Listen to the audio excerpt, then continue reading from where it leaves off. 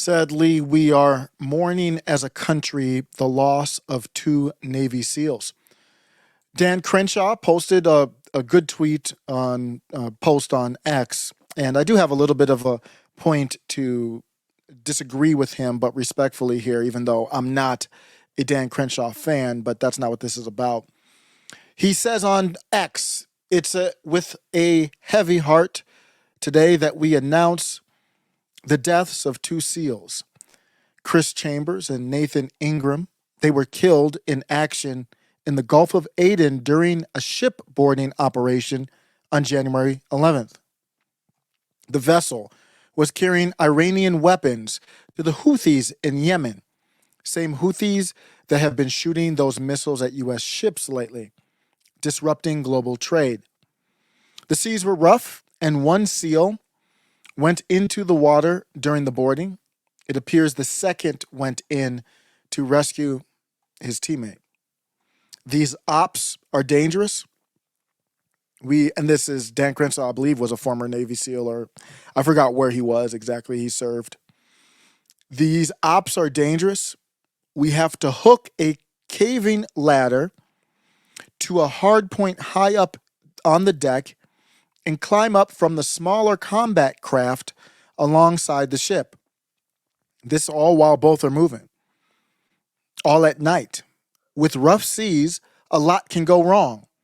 Everyone carries flotation with them and emergency water wings, but we don't have the details of what happened exactly or whether the flotation worked. The water is warm, about 80 degrees, so the search went on for a long time in the hopes these guys could be found. That's really warm water. Unfortunately, that search was called off today. Pray for the families of these heroes who made the ultimate sacrifice.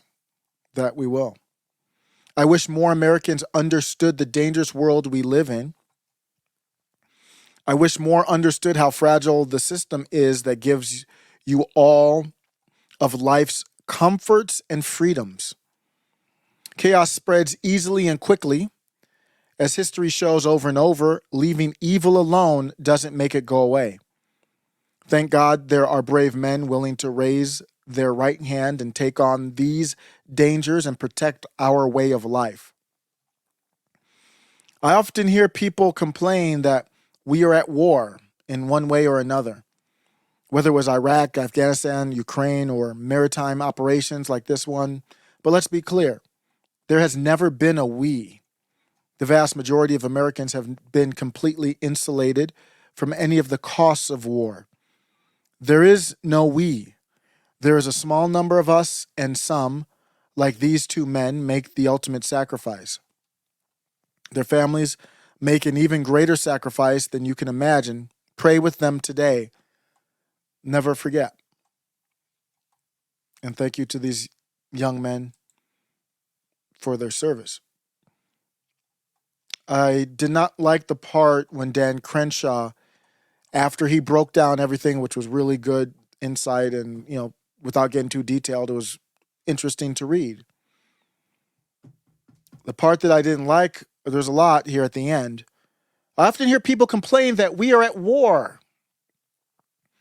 And he said, but let's be clear, there's never been a we. No, there should be a we, not in combat. But if we're going to war, our whole country's at war. That needs to be distinguished. It's a very important thing to distinguish from war from actual combat. I wish more Americans understood the dangerous world we live in.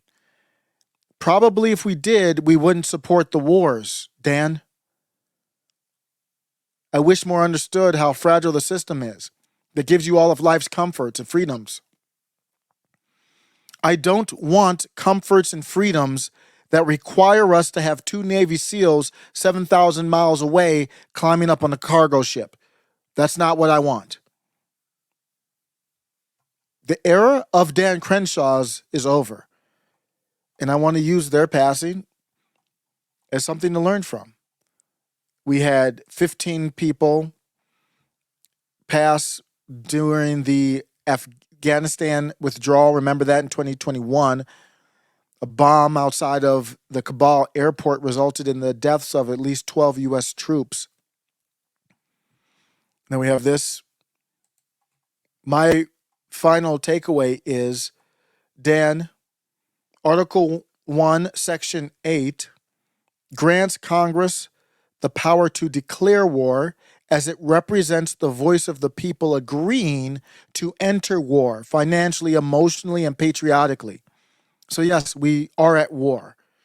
But what you have done in Congress and many others since Afghanistan and Iraq is allow the president, basically the military industrial complex, they do whatever they want. They are a separate entity, which they should not be, than the commander in chief.